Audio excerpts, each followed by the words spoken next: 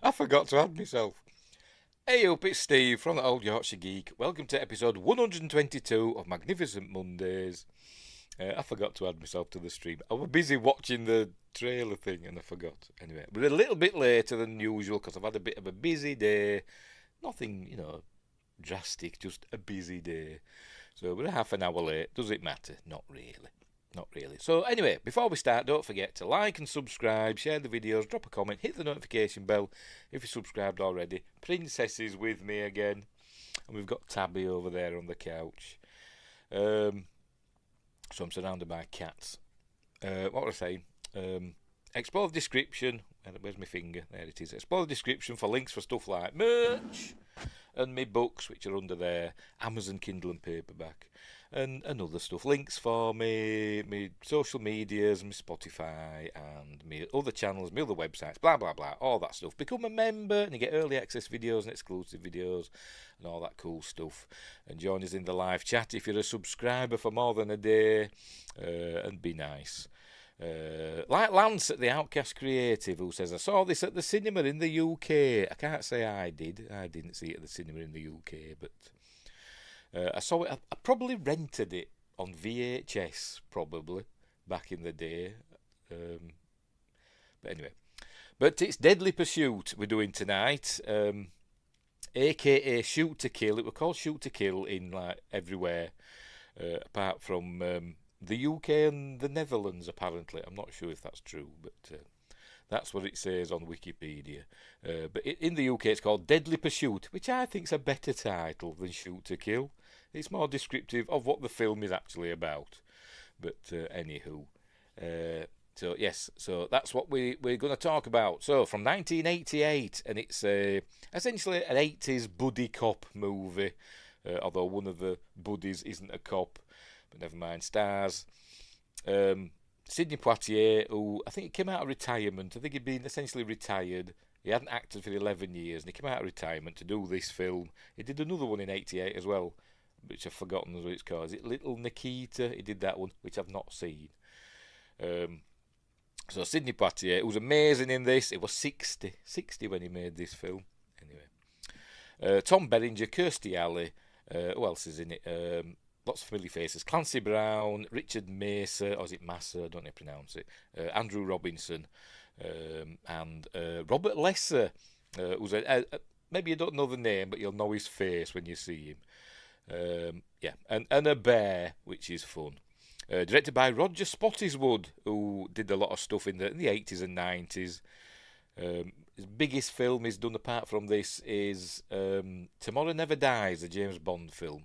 But he's also done some other films that I didn't realise he'd done, like Turner and Hooch and Air America, Stop or My Mom Will Shoot, The Sixth Day with Arnold Schwarzenegger, Terror Train back in 1980. Is that the one with Jamie Lee Curtis, or is that a different one? Yes, it is. It is that one. I can't remember if I've seen that one.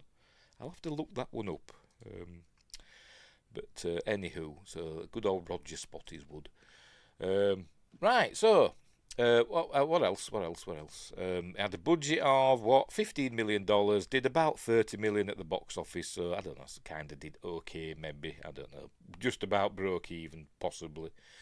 And it's got middling reviews, although it does have a 100% approval rating on Rotten Tomatoes, apparently, according to Wikipedia. I've not checked.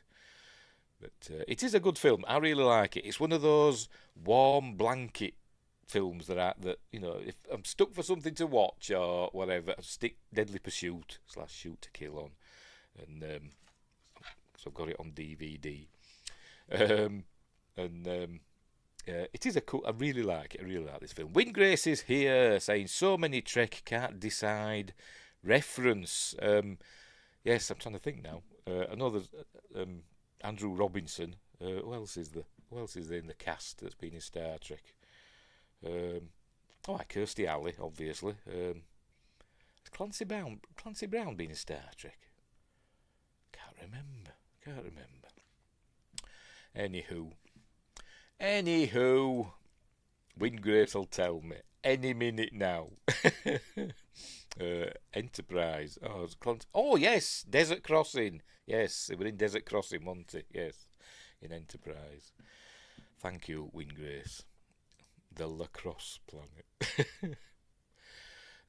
Right, so we'll get on with it, shall we? We're not going to watch the film because YouTube will go mental. Going to go through it in a series of stills. I don't know a lot. I don't know a lot about the making of it because it's a very bland, upside down. It's a very bland DVD. There's no special features on the DVD whatsoever. So I don't know anything about it apart from Sidney Poitier came out of retirement to do this film, and it's got some big stars in it. Anywho, right, so I'll pop myself down the corner and we'll get on with it, shall we? There I go, down in the corner, and we'll add this to the stage, and off we jolly well. Oh, there we go. That took its time to appear, didn't it? Right, off we jolly well go. I'm sure I've forgotten something. Oh, we're live on YouTube. And Rumble. We're live on Rumble as well. Yes, we are, and we are live on Twitch. Don't know why I keep doing Twitch, because it's there on StreamYards. It's there as an option to stream to. Anywho, right, off we go. Is it going to come on? There we go. The good old Touchstone Pictures logo. Whenever I see that, I always think do-dum do-do-do. If you know the reference, you know the reference. There we go. Disney should bring back some of these, what they call them? I can't remember what they call them, like imprint. I know that's not the word, but in publishing, like if a big publishing house has like satellite publishing house, they call them like imprints, don't they? Disney should do this again. To bring back something like Touchstone or Hollywood Pictures, but they won't, will they? They just keep buying other ones like Fox. Just says, hello all, hope everyone survived the storm, those who were affected. Yes, hope you're all okay. I was actually expecting Windgrace and Justin not to be here tonight because of the bad weather, but thankfully they are, thank you. So to celebrate, we shall, remember to plug your ears. Are you ready? I won't play them all the way through. You ready? Here we go. First up, Windgrace.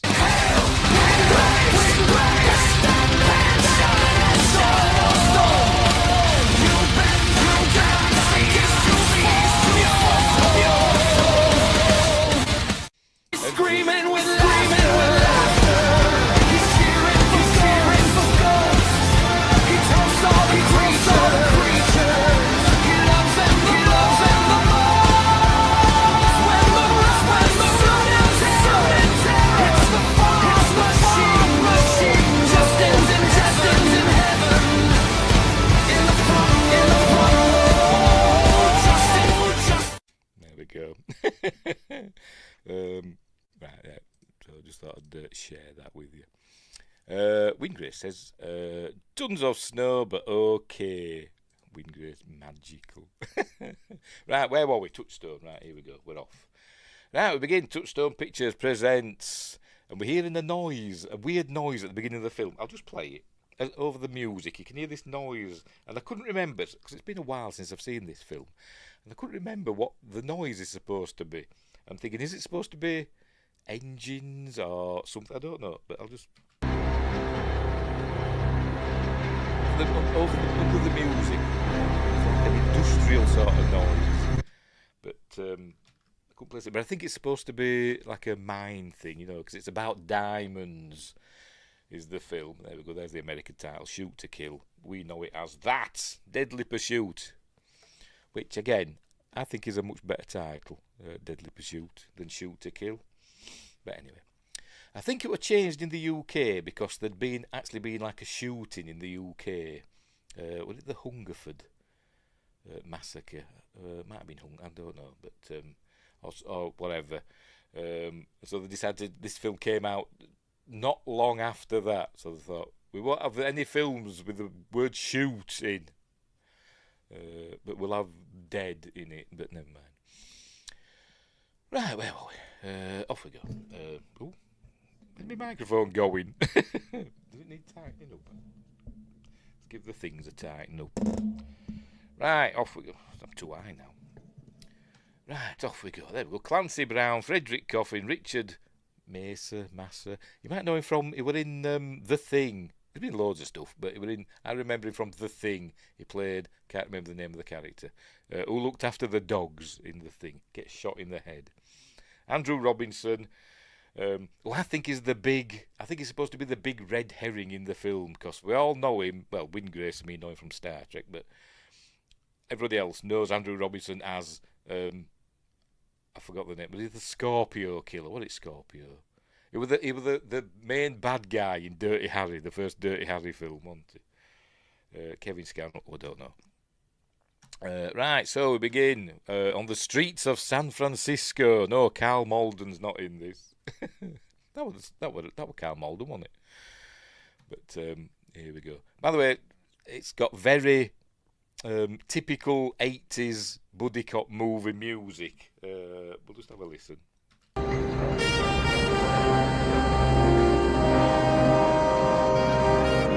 Very, atypical 80s by John Scott, I think. I don't know. What else has John Scott done? Let's have a look. Sorry, Win Grace is talking. Yes, he were in Hellraiser as well, the first Hellraiser. And he were he wasn't a baddie in that, though, was he? I don't think.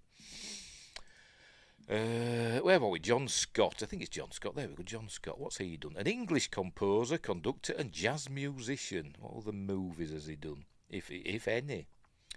Oh God, yes, he's done loads. He's done loads. In the 60s and 70s. Anthony. Oh, Trog. He did Trog. That's a cool film.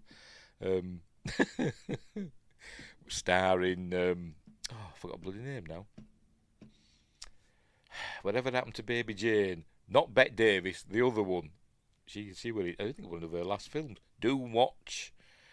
Oh, what else? Satan's Slave. It's not seen. People That Time Forgot. Cool film. The sequel to The Land That Time Forgot. Starring Patrick Wayne. He did the music for that. Cool. Final Countdown. He did the music for that, which we're watching on Wednesday for Watch Party Wednesday.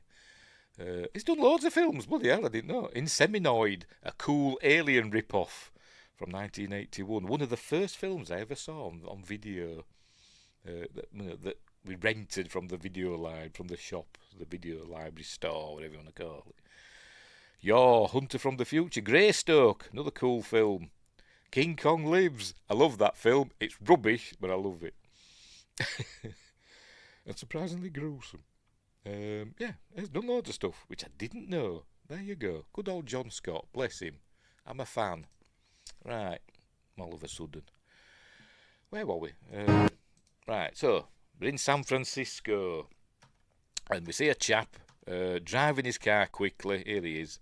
To his store. That was directed by Roger Spottiswoode. It says behind my fat head there. This chap's going into his store. Is it a diamond merchant? There we go. Fine gems, Antwerp, Paris, London, San Francisco. There we go. He's collecting lots of diamonds up. I think it's £2 of diamonds he's got. It is, isn't it? He's in a rush, so he's spilling diamonds all over the place.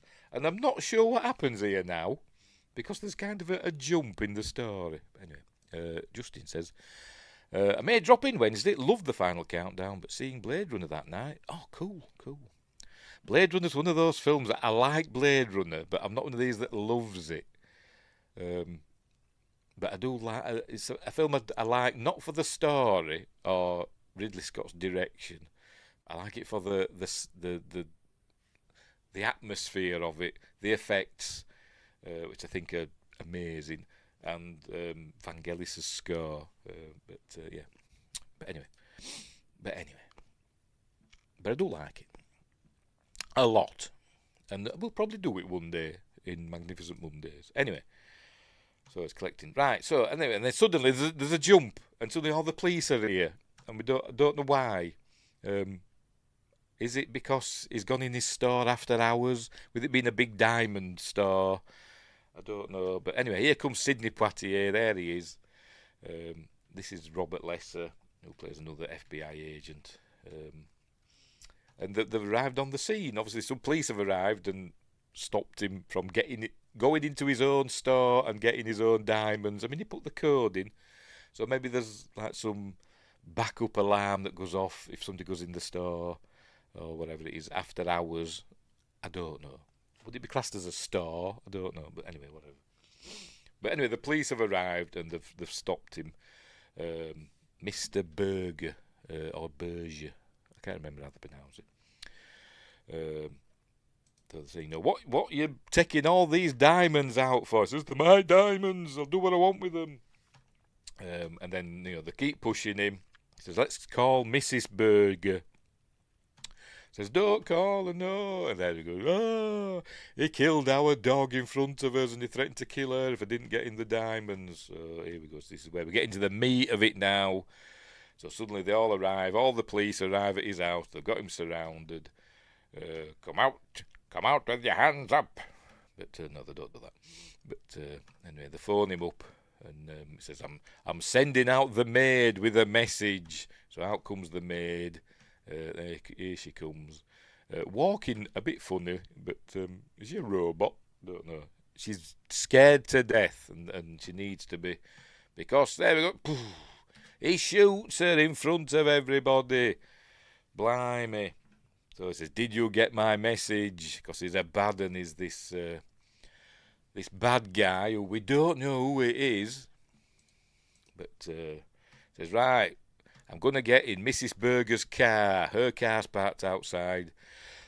You're going to follow me. He's talking to him, by the way. He plays Warren Stanton. Not Stanton, Stantin. He plays Warren Stanton, who's the FBI special agent. Warren Stanton of the FBI. So he's our hero of the film, obviously, because it's Sidney bloody Poitier. Anyway, so says you're going to follow me, and nobody else is going to, or I'll kill her, because we know this guy is a killer.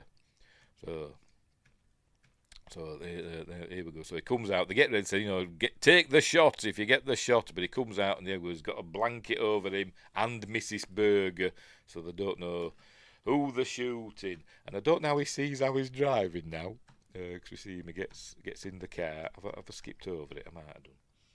I don't think I have. No. So he's going to follow him, and there we go. How's he going to see where he's going? I don't know. But he drives off. Look, how's he seen? I don't know. He's like peering under the steering wheel. But obviously he's got Mrs. Berger there on the driver's seat with him, so they can't take the shot because they might hit her. They don't want to hit her, do they? I think these days they'd just pepper it with bullets, wouldn't they? But anyway. So off they go. They're off following him now. They end up at the docks. Right, here we go. He says they're heading for the docks. Get the police boats ready and all that stuff. So anyway, right. So he's by the way, they're talking by CB radio. So he says, you know, get out, throw the diamonds. Oh my, by the way, he's got a sniper in the back seat. He says, you know, only take the shot if you're, you know, absolutely sure. So he says, throw the diamonds, and he throws them hardly anywhere. Look like that. Look. He goes, is that the best you can do? A bit half-hearted, wasn't it? But because he wants him to come out and get him, doesn't he? And I thought he'd have backed the car up here, but he doesn't. He gets out, carrying poor Mrs. Berger with him. Hang on, let's go back a bit to show. There we go. Carrying poor Mrs. Berger along. Spoilers, she doesn't have much time left in this world, unfortunately, because he's a proper baddie. Anyway, he gets the diamonds, backs up into the misty mist, and we hear a shot ring out and the boat engine go, and they go running down, and they find poor Mrs. Berger's dead. There she is. He's killed her, shot her through the eye, because that's his MO. That's what he does. So anyway, so they go after the boat, but it's all been a trick. Well, the police drive their boat up onto the beach. It's all been a trick. He's not on the boat. And that's another one of his MO. He does the opposite of what you're thinking, or is it misdirect? That's what he does. There's this bad guy. We never learn his name, by the way. I don't think. Does it say in the cast list? Yeah, I won't say his name yet, but Yeah, he does have a name, but that's not his real name in the cast list. Anyway. Right, so there he is, look, he's under the water. He's bamboozled them. I'm guessing now there's a passage of time because he's driven now, we learn, he's driving from San Francisco up to the Canadian border and thought, that's a bit of a long drive, isn't it? So from California through Oregon and Washington up to the Canadian border. You'd have thought they'd gone south, wouldn't you? It's closer, you'd think it'd be closer to the Mexican border, but anyway. But then you wouldn't have a deadly pursuit through beautiful mountainous pine forests and stuff, would you? But anyway. So here we are at, I'm guessing this is San Francisco, FBI headquarters, where they're on the case, trying to work out what to do. I've got subtitles on. Did I put them on? Oh, no. There we go. There we go, so we know what's happening. He says, this man's killed before. It were too easy for him. There's Robert Lesser. Who's been in loads of stuff. A lot of comedy stuff. He's like more of a comedy actor, isn't he, Robert Lesser, I think. Anyway. So there's his boss saying, you did everything you possibly could. It wasn't your fault she died, etc. And so he says, get some sleep. He says, I'm not getting any sleep. We're going to catch this guy. But here we see that he's heading north. Is the baddie. See, he's got long hair, by the way. He's got long hair. And a gold bracelet, which I think, maybe he's got one on each wrist, I don't know, but I think he swaps wrists. He's heading north, there we go. 62 miles to the border. And I did look it up on Google Maps, how long it'd take to drive from San Francisco. I'm guessing he's driven the whole way from San Francisco to the Canadian border-ish. About 14 hours. So maybe that, I'm guessing that's non-stop. So, add some stops in. So I don't know, but it'll take quite a while, won't it, to drive that distance. But it's just about there now. Anyway. Right, so there he is, heading that way. And he sees a police car, a roadblock, and I'm guessing maybe he thinks it's for him. Turns out it's not. There's been an accident round the corner. So he turns round. There we go, see, there's been an accident. And then another police car comes, and he thinks, oh no, I'm done for. And he turns into this side road, which luckily for him, we see this chap, and it's where fishermen gather when they go on like a tour. They all gather there and head up and go on a walk into the wilderness. So he's going to become one of those guys. That's going to be his way of getting across the border. Anyway, right. So meanwhile, Warren's, because he's an FBI agent, I'm guessing he misses a lot of dinner dates with his girlfriend. So there he's apologising and all that. But right, they've got a report of a dead body near the Canadian border. So they're going to head up there, just near Spokane, northwest of Spokane. It's quite a long way, I think, but anyway. So off he goes. Here he goes into the wilderness on a seaplane. Anyway, here he comes. Right. So he heads out to where we saw that chap, and he's somebody found him. This fella, I know his face. I've seen him in stuff. And I can't think what does it say who he is? Hang on, let me look on the cast list. I don't know if he's got a name. Is it him? Just let me check. Yes, Frank C. Turner. What have I seen him in? He's got one of them faces. Another one's been in loads of stuff. He has. Yeah, I've seen him in loads. He's been in everything, so that's probably where I know him from. Everything ever. Supernatural, all that stuff. Yeah, he's been in loads of stuff. Right, fair enough. Smallville, Andromeda, Killer Bees. I've not seen that one. Scary Movie 3. Stargate SG-1. He played a homeless man in one episode. There you go. In 2001. Has he done any other Stargate? Let's have a look. Or Star Trek. Not that I can see. Maybe he has, I don't know. We'll see. He's been in Highlander, which I've never got around to watch. X-Files. That might be what I'm thinking of.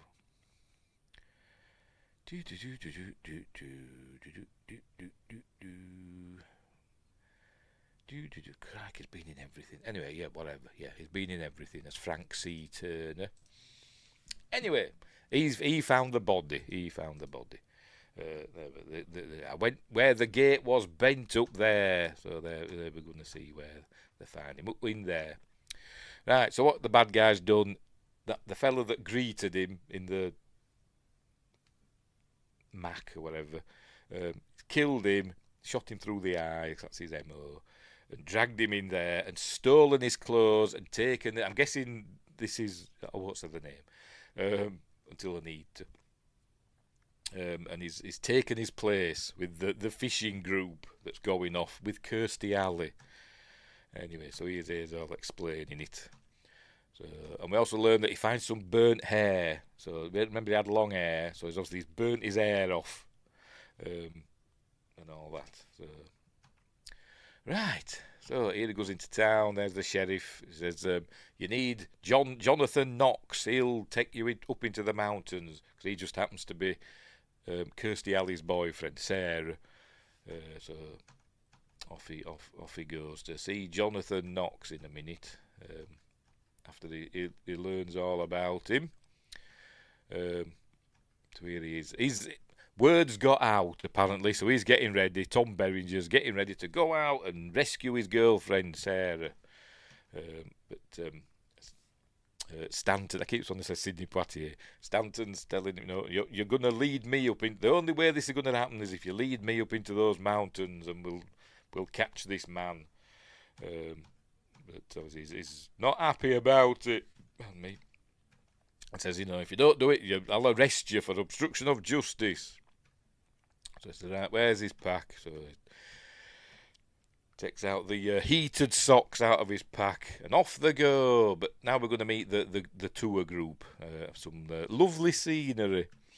That here they are, singing their way through the mountains. And there's Kirstie Alley, who's their guide. She's leading them into the mountains. There's Richard Massa, I don't know how you pronounce it. Hang on, let's go back a bit, because we see the others as well. There's Andrew Robinson, and others. Familiar faces, but I don't know the names. And bringing up the rear is Clancy Brown. I wonder who he's playing. Or is it Andrew Robinson?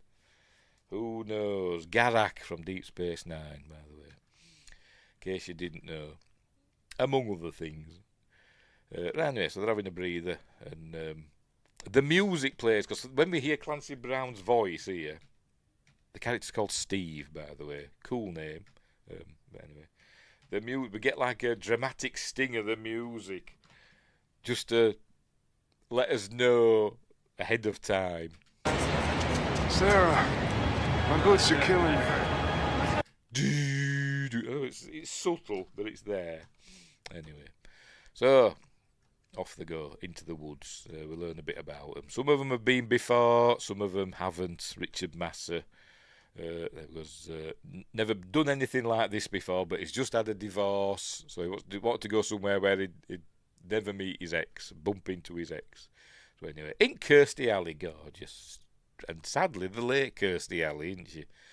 But she died the same year, by the way, Sidney Poitier. They both died in 2022.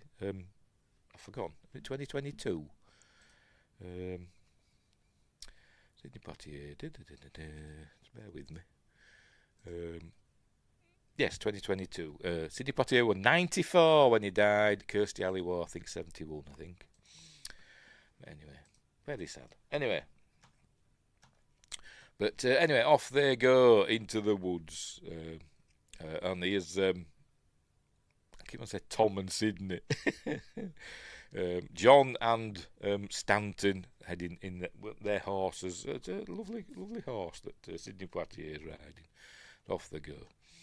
And First of many comedic parts. Well, not first, but another of the comedic parts. We see his aching bottom because he's not used to riding horses. And this is the thing, Tom Beringer's always saying to him, "You're slowing me down. You don't know anything about this hiking or off trail stuff, and you're a city cop and all that." So he's always wanting to leave him behind, and he's always saying, "No, you're taking me in to the mountains." So off they go. But he can't get on his horse. But when he does, it goes the wrong way, and so he's got to go and rescue him, which he does. There we go. Hilarious. Anyway. Right, they can't go on the horses any further. He says she's taken this certain trail, they're going this way, and we can't take the horses. So we're on foot from now. And he says, you turn back, because, this is not going to be nice. He says, no, I'm going. So they send the horses back, but obviously Sidney Poitier's horse won't go. So he's doing all this, go horsing. It just stays there. So he shoots his gun. They go, okay, horsey, home. But it won't. So he shoots his gun, and that makes it go. Anyway, right, so off they go. In deadly pursuit of the others. Right, so there we go. He's standing in the cold water in his new hiking boots. Right, so they find the first lodge. Apparently the radio were broken. They were supposed to hear from Sarah when they reached the first lodge, but the radio's broken. So I'm guessing the bad guy broke the radio. But anyway, alright. So another funny thing. Sidney Poitier wakes up and sees a moose outside the door. There it is. And he closes the door, opens it again, and it's gone. And he's like, "What? Did I just see a moose?" And then Tom Berenger comes in and says, "Did you see the moose?" Yeah. Right, so they're carrying on, going deeper into the woods. Now they've got to cross this ravine on this rickety cable car thing, which, to be honest, I wouldn't want to go on this. They seem genuinely scared, these actors, but maybe they're just good actors, I don't know. I'd be cacking myself. But anyway, so over they go. There they are, going over. It's a big long drop to the raging rapids below. So anyway, they make it across. Right, so they're showing that. And then not long after, because they're not that far behind them, really. A few hours maybe, I don't know. I think there's time jumps. They arrive, and the cable car thing, whatever it's called, the basket, that's it. It's been fastened at the other end, at the wrong end. It's supposed to be in the middle because they can pull it, but the rope's been cut and it's fastened at the other end. It's been wedged in with like a branch. So the bad guy's done that to stop them following, because he obviously knows that somebody will be following him. So he's going to climb out his Jonathan Knox. He's going to shimmy across the rope. There we go. But it goes wrong. But he's got a rope wrapped round him because it's all safety. There we go. That's going to come off because there we go. He's shaking the rope. So we're going to make the branch fall out, and it's going to hit him. Here it comes. Any second now. Any second now. Here it comes. Whee! So Sidney Poitier sees it. He quickly ties the rope because it's all exciting. And it hits him. Well, I think it hits him. Does it hit him or does it just let go? No, it hits him, doesn't it? And he falls. Looks like he's going to head into the water, doesn't it? I'm sure that he fell into the water. They look like it anyway. But he doesn't. The rope catches and he's swinging. Swinging is the bugger. There he goes. So now Sidney Poitier's got to haul him up.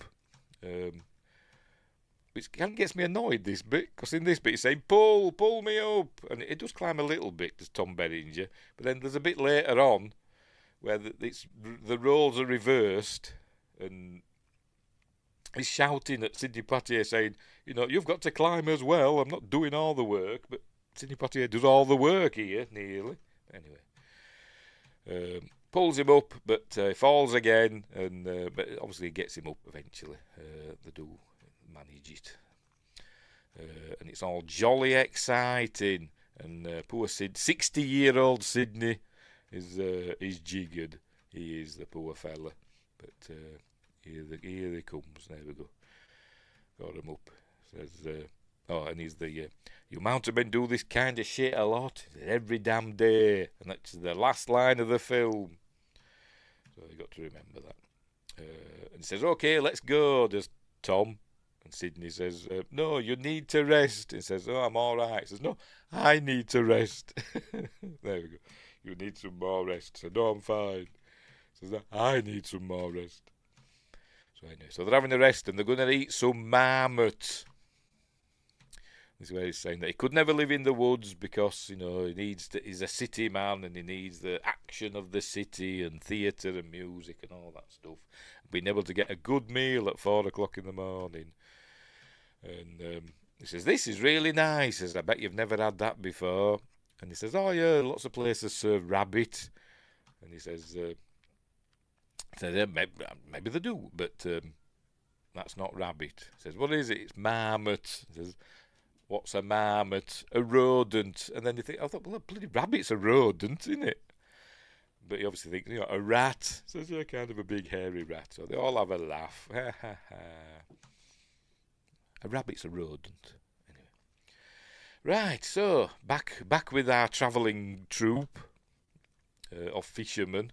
They're all asleep. And we see somebody goes up to this fella and takes a big knife. Have I missed it? It's here somewhere. Where is it? There we go. Somebody takes a big knife out. We think, who's this? But it's Richard Masser. He says, there's a bear. But it's not. It's Clancy Brown saying he'd been for a poo. I don't say that. It says, building a log cabin. And then they hear another noise. And then it's a bear. But it's not. It's Kirstie Alley. She says, did you guys think I were a bear? They always think I'm a bear. Anyway, right. So they're carrying on. And now they're going over like a cliff's face, so with the rapids raging below. And there you go. Benny is Richard Masser. He's got to have a breather. He's got to tie his shoelaces. They carry on, and Steve hangs about. He's Clancy Brown, and then he slips. There we go. He slips, does Richard Masser, and he falls. And Steve goes to grab him, and his gun falls out. There it is. His gun falls out, and he says, "Oh, Benny, just grab it. Just reach into that gap and grab me gun. Now, don't worry, I'm a cop." Does the old Bruce Willis in Die Hard thing. I'm a cop, and he says, "I'm going to help you." So he drags him up, but this is where we see that. You're ready. And he pushes him away and he falls. Down he goes into the water. This is where we learn now this is the baddie. This is the bad guy called Steve, except I don't think that's his real name. Anyway, because we never find out his real name. And all the others come down and say, he just fell. And then he starts pushing all the others over. There we go. That's pushing all the others, and just Andrew Robinson's left. I don't know what the name of his character is. Harvey. The others, by the way, were Ralph and Norman and Ben. Ralph and how many were there? I don't know. But anyway, whatever. Anyway, they all end up in the water. There we go. He says jump. Says I can't jump, but he falls anyway. So there they are. So he says, Sarah, you've got to, it's over. You're just going to carry on. I'm the customer. You're the guide. You're going to lead me, to the border. So off they go. So obviously she's upset, obviously. But off they go. Anyway, look, it's getting snowy now. Anyway, they're at the next lodge, cabin, whatever you want to call it. He's tied her up. And they're in contact with home base, whatever it's called. And he's telling her they're with the FBI. Telling that there's a storm coming. You've got to stay put. There's a storm coming. It's a really bad one. And she says, He's telling her what to say.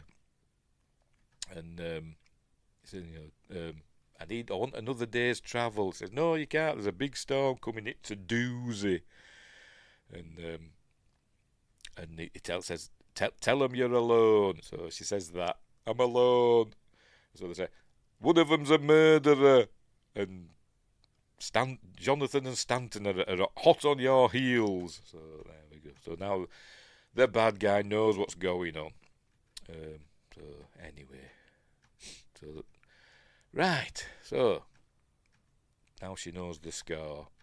That he's a baddie. We knew that anyway. But anyway. But she also knows that Jonathan, who is her boyfriend, and Sidney Poitier are coming after. And this is where they find the bodies now. Oh dear. They was going to get a drink out of the water, and suddenly a dead face pops up, just like in Lord of the Rings. So anyway, they find all the other bodies, and he's like, Sarah. Says, no, he won't kill her. He needs a guide. He needs a guide to get, through the mountains. And so they carry on. They get to the lodge, see that the radio's broken. A note's being left. He's made Sarah write a note to Stanton saying, you should know me by now, and all that stuff. So anyway, so they're going to have a rest there and catch up with them, he says. So anyway, right, next morning, he's getting ready now, is Jonathan to carry on by himself. He says, you stay here, I'll send somebody to, collect you, whatever. But I've got to go over the mountain, it'll be quicker. That she'll be keeping to the valleys and stuff. So if I go over the mountain, I can catch up to him. I don't know what he's expecting to do. I don't know. Maybe I'll just shoot him. I don't know. But he says, no, you're coming with me. I'm coming with you, There you go. He even pulls his gun on him. He says, you're not going to shoot me. So he just wrestles him to the ground. And then he goes, you ever killed a man? You ever break up a bank robbery? I've done all. I've been up against the mafia, the Ku Klux Klan, the KGB. This is what I'm trained to do. You think you are, but you're not. That's what he says. Anyway, there we go. I'm qualified to after this guy. You think you are, but you're not. So you're leading me into those mountains. And then he says, if you slow me down and Sarah gets killed, I'll kill you. Anywho, right, so off there, Sarah's walking faster and faster. So he ties a rope round her. And he also shows her what it's all about, because she says you're crazy, and he shows her what it's all about. Gets the diamonds out. There we go. See, I'm not crazy, I've got diamonds. And he says, I'll give you one. If you lead me across the border, I'll give this to you. She just throws it away, so he slaps her. Like that. Which is how you should treat your women, innit, Sean Connery? As long as it's not a closed fist. That's what he said, didn't it? Something like that, isn't it? Anyway. Right, meanwhile, more scenery. They're heading over the mountain. Maybe they're going past the pass of August or whatever. Something like that. Justin says, when was this made? Came out in 1988. It was filmed in 87. Came out in 1988. So anyway, so they're heading through the snow. I'm guessing, will that be, do you reckon they're, oh, you can't see them, but just there. Do you reckon that's them, or is it standings? I don't know. Anyway, so we're carrying on. We can see that Sidney Poitier, Stanton, is struggling, and they get to this rock face, and we can see that there's some sort of tent or something there, and he's going to carry on by himself again. Is Jonathan, and he says, you get under there. When I get over here, I'll send somebody. When I get to the border, I'll send somebody to collect you. Pretty much like he said before, because he don't think Stanton can go any further. Because he's going to climb now up the cliff face. So they'll save at least a day, because she's sticking to the valleys, is Sarah. This was after Platoon. I don't know I can't remember when Platoon came out. I'll take your word for it. I can't remember.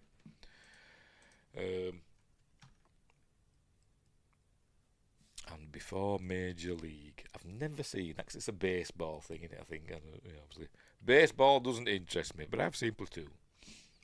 But I did prefer, but in the same year, Platoon and Hamburger Hill came out, didn't they? I think it was, but round about the same time. I preferred Hamburger Hill to Platoon, to be honest. But anyway. So here he's saying, getting your under my poncho, and I send someone to get you, and off he goes climbing, and little does he know that Stanton's climbing as well. He gets to the top and sees that Stanton's climbing as well, and he gets stuck. The Stanton, I can't climb, I'm exhausted. So he pulls him up. He goes, I'll lower the rope, I'll pull you up.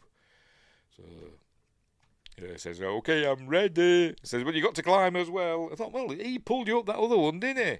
But anyway, whatever. So here he is, he pulls him up. Says, right, you stubborn son of a gun. Meanwhile, Sarah's fishing. Steve is trying to light a fire, but he can't light a fire. She's fishing and catching fish. He says, come and light this fire. So she lights the fire. There's loads of smoke. He says, what's all this smoke? You're sending signals. He says, the wood's wet, it'll smoke. So he says, there ain't going to be no fire then. So he puts the fire out. There we go. So he says, okay, we'll have sushi. So she just eats the fish raw. So he's like, she throws a fish at him. You won't want some. She throws a live fish at him. There it is. I'm sure that fish was fine. They'll put it straight back in the water. And I'm sure that fish that she took a bite out of was a stunt fish. Meanwhile, just as Major League is a classic. Like I said, I've not seen it. That's baseball. I think the only baseball film I've seen is Field of Dreams. And I've seen it once. Anyway. Because it's not really about baseball, but you know what I mean. Hamburger Hill is very good also. It is, yes, it is. Anywho. Right, so, obviously the storms come. Remember, they've all been saying, I've got to mention it earlier, that there's like this ticking clock of this storm coming in. Anyway, it's arrived. We've got whiteout conditions, and say Stanton's struggling again, so they've got to dig a hole. There we go. A snow hole. And it looks really cosy once they get in. Look, they're in this hole that they've dug with a nice little light and stuff, and it seems nice and warm because he's got his top off. It doesn't go Brokeback Mountain. Sidney Poitier's eyebrows are frozen off or something. I don't know. It looks like Danny Glover there, doesn't it? But anyway. Baseball is kind of based on rounders. Yes, I know. I know. Basketball's netball. Basically, all the games that played by girls in Britain became, apart from rugby became American football. But anyway. And a bit of cricket. Yeah. Anyway. It's freezing, so they've got to share their bodily warmth. We've heard about us country boys, haven't you? But, his eyebrows have come back. Right, so they've got to spend the night in their snow hole, their cosy snow hole, and everything's fine. There we go. They're coming out now. The storm has passed. They have survived. And he says, Stanton looks less healthy than his granddad 3 days dead. So they all have a laugh about that, because it's bonding and all that stuff, because it's a buddy cop movie. Right, so here they are,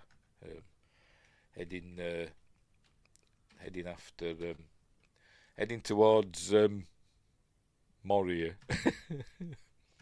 The pass of Kirith Ungol. It'll be the death of the hobbits. Anyway. And here you go, questioning our macho. I'm not. I'm just having a dig. It's fine. I do like American football. I know nothing about it, but whenever I watch it, I don't watch it a lot. I probably watch the Super Bowl. But when I do watch it, I do kind of enjoy it. I have no idea what's going on, but I like the occasion of it.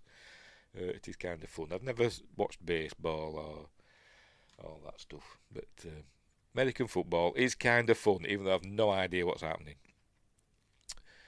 Well, anyway, where were we? Right, so they're carrying on.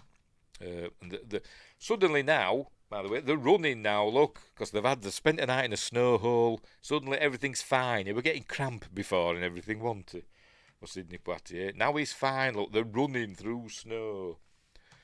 And catching up with them. They're not far behind. All right, but first they come across a bear. They get back into the woods, away from the snow. There's a big blooming... He says it's a grizzly. I don't know bears. He says it's a grizzly and it's there growling at them. Do you think this is a special effect or is it a trained bear? Who knows? Wingrace says, speaking of Clancy Brown, I just watched a new show that he's in. He looks kind of like you now. Well, I'll take that as a compliment. I've seen him in stuff, where he's got like a white beard and stuff, hasn't he? Because he's getting on, isn't he? Clancy Brown. He's great, Clancy Brown. He's a great actor, one of the best. He's in that. I've actually got a game that he's in that I got for Christmas. That I forgot what they call it. Detroit Become Human, something like that. I've not played it yet. He's in that. Both as a character in the game. You can tell it's him and his voice. But anyway, Justy says, yeah, that's a grizzly. Fair enough. Or could it? Maybe it's a man in a suit. I don't think so. Anyway, they come across this bear. So what do? Don't move. So I know that. But the bear comes after them and they go running off. Off they go running. And there they are. With the bear hot on their heels. Well, I can't speak. Hot on their heels. Anyway, trips up, there's Jonathan, knocks and bangs his head. There we go, on a rock. So Sidney Poitier scares off the bear.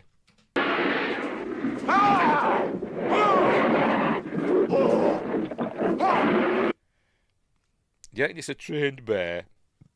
Probably. Anyway, he scares it off. He stands up to it and goes and all that to it.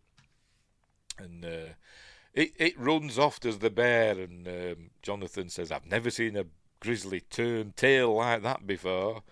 So anyway, so he does the old which it's never really happened in the film, so I don't think there's a deleted scene. But everybody else around here act like they've never seen a black man before. Why should the bear be different, eh? But that never happened. Nobody's been giving him weird looks at all in the film. They've just accepted that he's this FBI agent. Nobody's ever mentioned that he's black. I think Warren I forgot his name now. Warren Stanton's a bit racist. But anyway.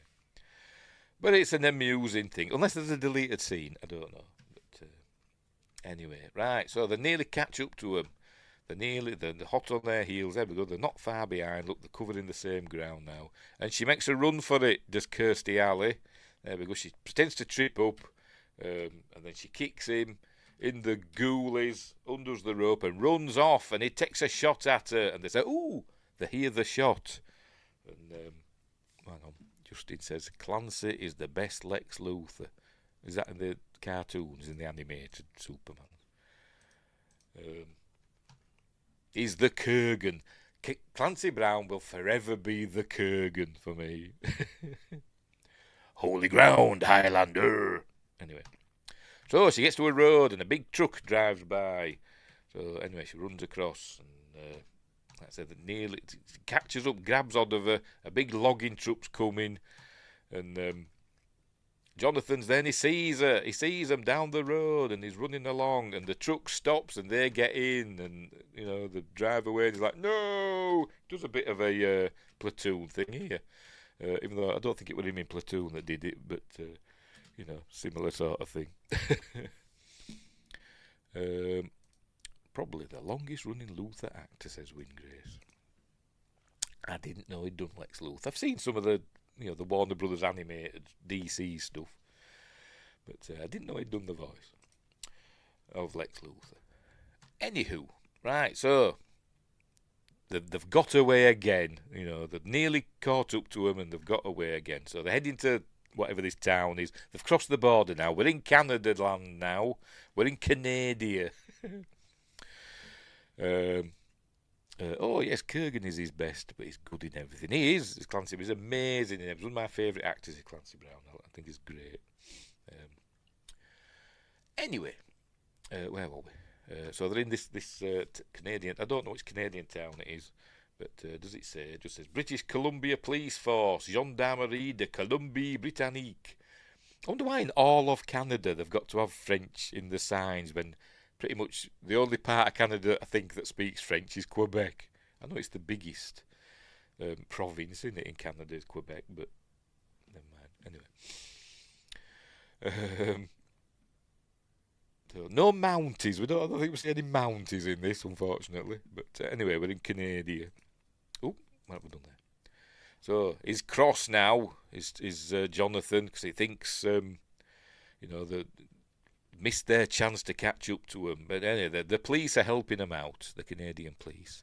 Wingray says the whole Batman, Superman, Justice League animated universe. Yes. Where is Lex Luthor? Anywho.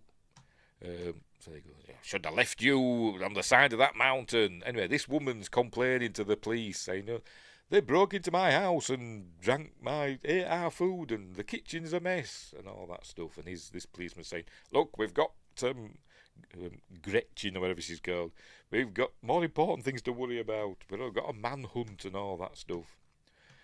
Anyway, so they say, we've got our eyes out for stuff, and then he asks her, ma'am, what did they do in your... There we go. What did they do in your kitchen? And so next thing we see, we're in the kitchen, dusting for prints and stuff. And so he knows, because he's FBI, and he's, cool. He knows what's happened. He says, look, they're just milk and cokes. What teenagers are going to drink milk and cokes when there's beer in the fridge, and there's rope fibres. It says he tied Sarah to the chair, then sat down and they ate, and it says check for long distance phone call, so they check for that, and there we go, Vancouver number. So we're headed to Vancouver after a change of clothes. So we're off the mountain now. We're in civilization. Justin says, DC animated universe is better than the MCU, even at its peak. If you say so. I've liked all the I've not seen them all the DC animated movies, but I've seen a few of them, and they are very good. They are enjoyable. I have a really soft spot for Batman versus Dracula.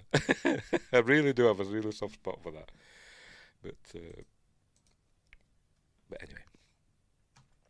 But anyway, where were we? Right, so, yes, the number was a diamond merchant called Fournier, and they brought him in for questioning, and his lawyers got him out. He tells him, if you bring him in again, I'll sue the whole department and all that stuff. There we go. So it says, we've got to let him go. We can't, we know he's a fence, but we can't prove it. So, so he says, what we're going to do now? He says, we're on my territory now. There's Stanton. So sit back and enjoy the ride, he says, as he glances off camera. There we go. Right, so we're here at Fournier's house. There he is. It's raining, and he's looking out. And suddenly all his lights go out, and he gets grabbed. And we hear Sidney Poitier's voice and Tom Berenger's voice. And saying, he stole some diamonds from the wrong guy, and we're going to burn his house down and all that stuff. That's what it's saying there. Look.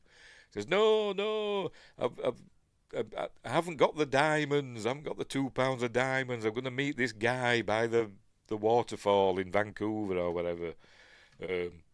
So that's what's happened. Don't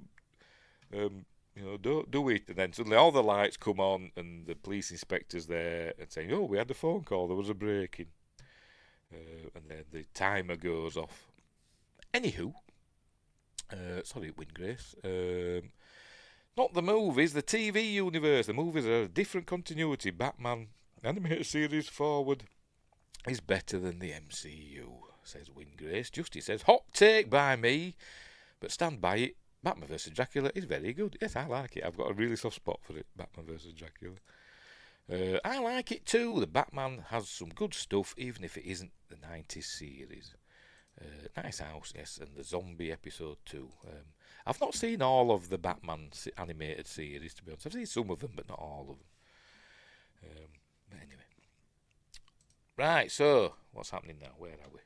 So we're in Vancouver now, apparently. I'll take their word for it. I don't know.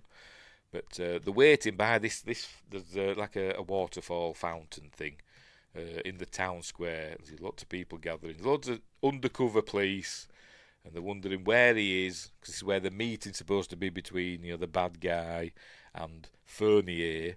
They're going to hand over the diamonds or whatever. But they can't see anybody. But then he goes round and he sees through the waterfall. He sees them there. Does Stanton? And then he calls. He looks up there, that direction. Sees Tom Berenger there, and he calls him over. So Tom Berenger, like an idiot, goes running through the water.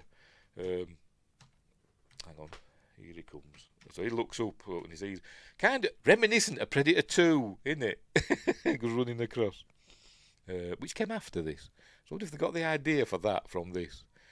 When we see the Predator run across the skylight. Anyway, so he takes a pot shot at him. They go running after him. So we're on the chase again. We're deadly pursuing again. So they're heading. He steals a car or a station wagon. So we get a car chase now. Cool. All jolly exciting. Starsky and Hutch and all that stuff going on. Look down alleys, and I think there's even boxes at one point. There's got to be a pile of boxes for him to hit, aren't there? I'm sure there is. Somewhere. We'll get to a pile of boxes. There we go.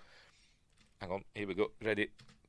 There, pile of boxes. Always a pile of boxes, isn't it? Oh dear. Anyway, so they lose them. There they are. They end up on the. They lose sight of them and say, "Oh, there's two ferries there," and they see, the car's on that ferry, on the left-hand ferry. So there he is. So they all go there, but then Sidney Poitier thinks, "Oh, I know this guy. He'll be on the other ferry." So he's on that one. He says, "I'm starting to learn how this guy thinks." So they go jumping onto the other ferry. Whee! And so we have another chase through the ferry. Yes, we get we think this is him, but it's not. I think he's another serial killer, pretends to be a truck driver. That's my backstory thing, my headcanon. But he's got away with it. What's this? The Queen of... What the hell does that say? I don't know. I think we see it closer later. Anyway, right, so they're going to find him in a minute. There we go, they see him there, just taking in the sea air. "Sarah, get down!" And shooting begins, like that. So we're going to have a chase through the ferry now. Here they are. Oh, it says there, look, the name of it. See if we can see it. Go back a bit. Maybe not. What's it going to say? Oh, Queen of Vancouver. Did it say that on the side? Didn't look like that, did it? On the side of the ship, the ferry, Queen of Vancouver. Anyway, whatever. Does that say Vancouver on the side of that ferry? It's not showing us up close, is it? Really, to be honest. Oh, Pete's sake! That doesn't say Vancouver there, does it? Do you think they filmed it on two different ferries? Bet they have. I bet they have. Or they've used the interior of a different ferry. Anyway, whatever. Hoping nobody notices. Right, so anyway, there's a standoff. I'll kill her. Tom Berenger's gone up some stairs. He's looking down. Sidney Poitier's aiming with one eye closed. Apparently, it says... where is it? It says here in the trivia. And I find it. In the ferryboat confrontation, Stanton is seen aiming his handgun with only his left eye. Sidney Poitier is strongly left-eye dominant, but he is right-handed, often called cross-eye dominant. I'm trying to think now. I'm right-handed. I don't know which of my eyes is dominant. I can't remember which is my worst eye. Both of them are knackered. I don't know. So there we go. Anyway, shoots at him and shoots his ear off. Is it this bit? Because he's gonna say, I'll kill her. and he goes to run off or something, and he takes it. There we go. Shoots part of his ear off. Ah, that's a cool. There we go. Ah. So Sarah's safe now. Jonathan grabs Sarah, and so she's safe now. But Stanton's chasing Knox, the bad guy, Steve, whatever, chasing the bad guy, Clancy Brown, through the ferry. He's not going to win any beauty contest, is he? Loads of Canadians getting in the way, I'm guessing. Going, out of the way, you dumb Canadians, you dumb Canucks. How much is this grub here on this corned beef? $2.40. Donut 50 cents. Seltzer. That's not a good advertisement for the things on the menu, is it? Got to have an Alka-Seltzer afterwards. Oh dear. Anyway, so they're chasing away and shooting at each other, obviously missing. But then he pins him down, and he's hiding behind this little whatever that is. And he wants to get another hostage. He's saying to her, come here, to this woman. And so she's scared. So, I'm not going to hurt you. And he goes, no, you're not going to get a hostage. And he jumps up and starts shooting. And then he gets shot. The Stanton, several times, actually. There we go. Gets shot several times. He's fine. Or is there a water called it?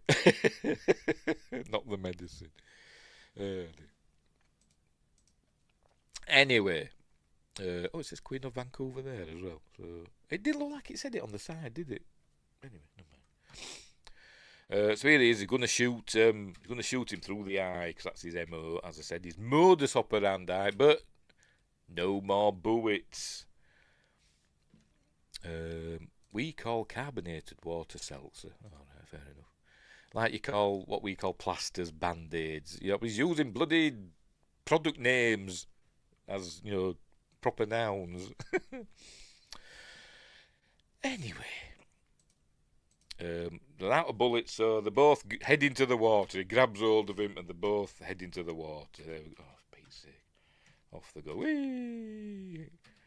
Heading to the water. I don't know how they both went in. Never mind. I'd have had a bit maybe where, as they're struggling, I'd have seen. I suppose they couldn't have really done that. Should have put handcuffs on them or something like that, so they both went in, like in Lethal Weapon. But I suppose they couldn't have done that. So they have a little fight underwater, and he shoots him. There we go. He brings his gun round, and he shoots Clancy Brown twice in the torso, and then just to make sure, shoots him in the poetic justice. Shoots him in the left eye, because that's what he does. And down he goes, sinks down into the very clear waters of, I don't know what it's called. What's wherever Vancouver is? I don't know. It's very clear water, isn't it? Do you think, is it like that in real life? I mean, it's like the Bahamas or somewhere, isn't it? But anyway, so he goes down, and we see Tom Berenger jump in. Hang on, we did see him. There we go. Tom Berenger's jumped in the water, and he grabs Sidney Poitier. Pulls him up, or his stuntman does, and then we see he's back. They're back on shore. He's gonna be fine, probably. And this is where he says, "Hey, do you FBI guys do this sort of stuff every day?" There we go. Oh, do this kind of shit a lot. He goes, every damn day. Oh, there we go. He goes, every damn day. And the film ends. The end. It says in the subtitles. You know what? I'd like to see more films with Warren Stanton. It'd have been good. Or a TV series. That'd have been really, really, really good, I think. But that's the end of Shoot to Kill, a.k.a. Deadly Pursuit. Really good film. Clancy Brown as Steve. There we go. So, yeah. A really, really good film. One of my warm blanket films. I can watch it any time. It's just, I don't know. It's a cosy. I find it a cosy film, even though it's got terrible murder and stuff. It's just got a nice feeling to it. And Sidney Poitier is a class act, and it's some great other actors in, and all that stuff. Yeah, great film. Love it. Love it to death. So go and buy. I presume it's on Blu-ray. I've got it on DVD. But yeah, it is well worth a watch.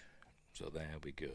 So that's that for Deadly Pursuit. Cool film. Cool film. I think it's on YouTube, free to watch. I think I put the link in the description. If you want to watch it, it's free to watch on YouTube.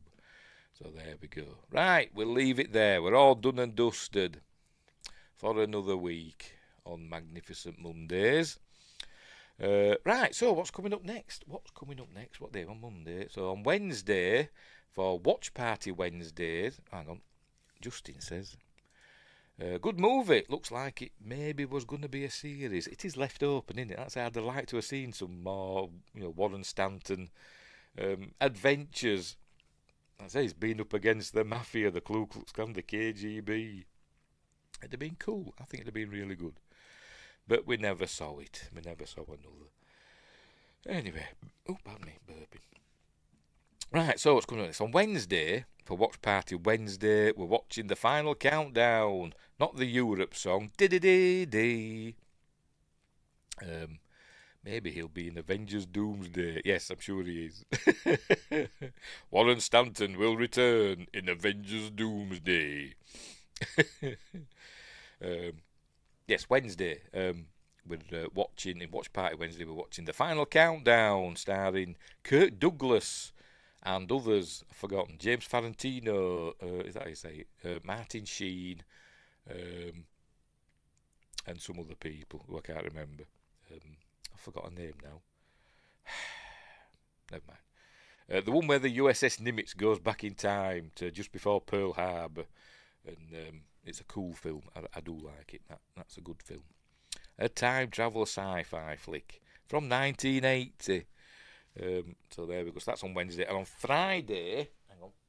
Oh, sorry, Princess. On Friday, for Friday Night Appointment with Fear, this week we're doing Hollow Man. Paul Verhoeven's Hollow Man. Really good film. Really, really good film. One of his last, I don't know. Is one of his last big films. It might not have been. 2000. Trying to think. I think it might have been. Because he went back to like Holland and started doing, his Dutch films and stuff, didn't he? Based on a true story. What? Final Countdown or Hollow Man. Anyway, so that's what's coming up. Right, so we'll leave it there. Quite a short one this week, but never mind. But yeah, go and watch Deadly Pursuit, Shoot to Kill on YouTube. It is on YouTube, so let me check. Just double check and make sure it is still on YouTube. Just bear with me.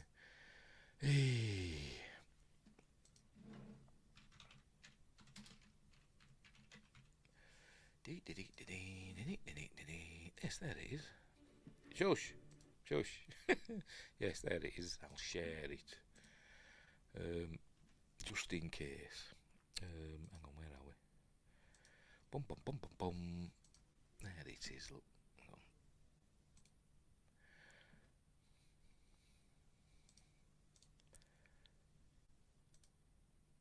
There it is on YouTube. It's on British. I presume it'll be on American YouTube as well. There it is. The film we've just watched on YouTube for free. Cool. Yeah, so there we go. Hang on, let's get rid of that. I'll put the link in the. I'm sure I've put it in the description, but I'll put it in the chat as well, just in case. And that as well. There we go. Right. So, we'll leave it there. We're all done and dusted. Why have I gone full screen? Hello, Princess. You've been a good girl. Eh? Yes, you have. Oh, dear. She scared me to death last time I did the live stream. Last night. She jumped up. She ran off and then jumped up, scared me to death. But she's been a good girl today. Right, so we'll leave it there. So, thanks, Justin. Thanks, Win Grace. I don't think we had anybody else pop in, did we? I don't think we did. No. Oh, we had Lance at the beginning. I think he left that message way before the stream started. But so go and subscribe to Lance at the Outcast Creative. Go subscribe to Windgrace as well, and all that stuff. Just checking on Rumble and that. Make sure there's no messages on there. No, they haven't even had a stream. Boo. Never mind. Right, we'll leave it there. So thanks for watching. Wherever you are, look after each other. And until next time, I'll say there.